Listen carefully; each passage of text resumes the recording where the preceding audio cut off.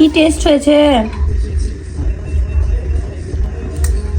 অনেক মজা হয়েছে। তো আপনারাও চাইলে বাসায় এইভাবে বানিয়ে খেতে পারেন। জানলা ধরে কি করছে ঠান্ডার মধ্যে?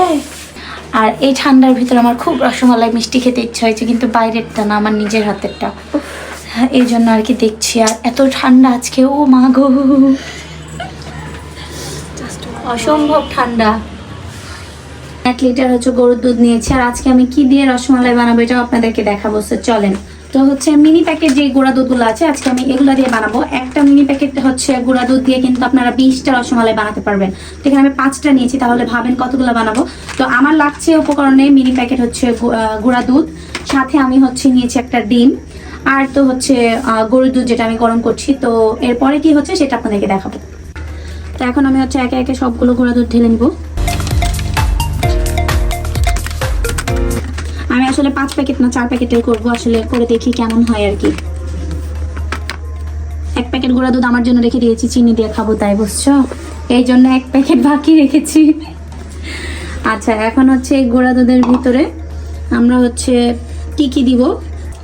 এখন হচ্ছে আমি 1/2 চামচ হচ্ছে বেকিং পাউডার দিয়ে দিব। অবশ্যই আপনাদেরকে এই বেকিং পাউডারটা ইউজ করতে হবে, বেকিং সোডা ইউজ করা যাবে না। আমি এখানে বাসায় ঘি ছিল না একদমই, তো আমি 1 চামচ কোনো মতে পেয়েছি, তো এই ঘিটা আমি পুরোটাই দিয়ে দিব।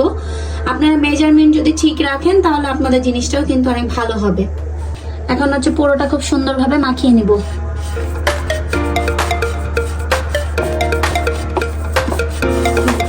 এখন আরেক থেকে আমি একটা রুম টেম্পারেচারে থাকা ডিম নিয়ে নিয়েছি। ডিমটা এখন আমি খুব সুন্দরভাবে ফেটিয়ে নিব।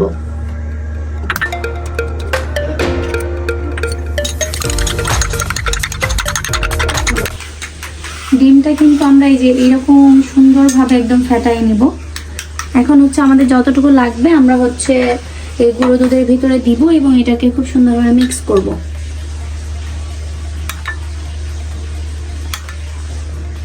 আর একটু একটু করে দিয়েই কিন্তু আমাদেরকে মিক্স করতে হবে।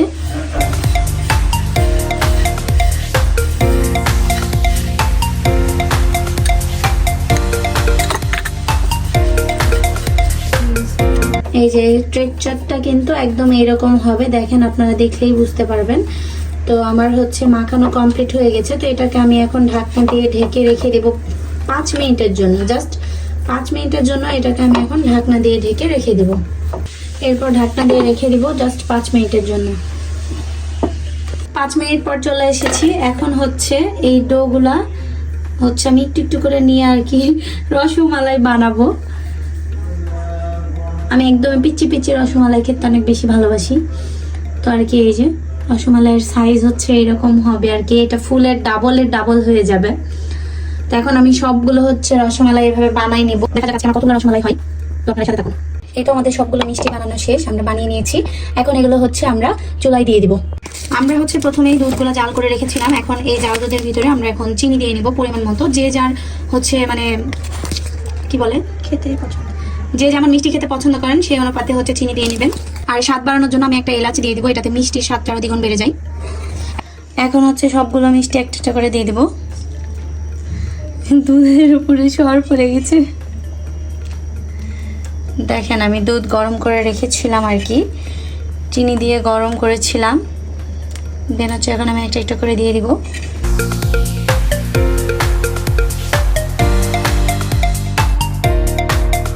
এখন হচ্ছে খুব সুন্দরভাবে এইভাবে হচ্ছে আমরা জাস্ট নাড়বো যতক্ষণ পর্যন্ত মিষ্টিগুলো ডবল না হয়ে যায়, ঠিক আছে? এভাবে এখন আমি হচ্ছে জাল করতেই থাকবো অনবরত। আর হ্যাঁ, এইভাবেই আপনাদেরকে কিন্তু জাল করতে হবে, তা না হলে কিন্তু হচ্ছে মিষ্টিগুলো ঠিকভাবে হবে না। দেখেন অলরেডি হচ্ছে আমার মিষ্টিগুলো, মানে আমি যেগুলো মিষ্টি বানিয়েছিলাম এগুলো একদম ফুলে ডাবল হয়ে গেছে। এগুলো হচ্ছে আরও ফুলে উঠবে আর কি। আমি একটু বড় জায়গা নিলাম, ওই জায়গাটা আমার ছোট হয়ে গেছিলো।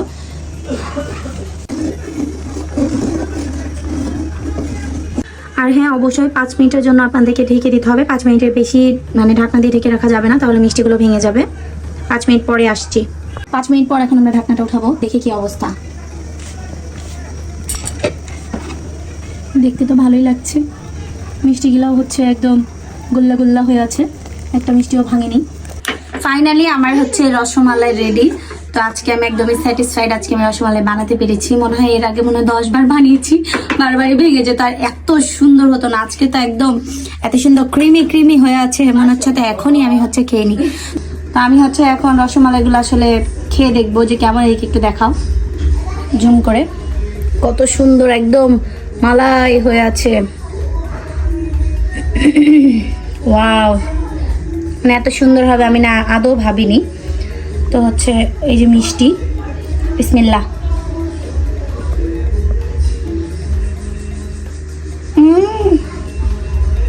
কি টেস্ট হয়েছে,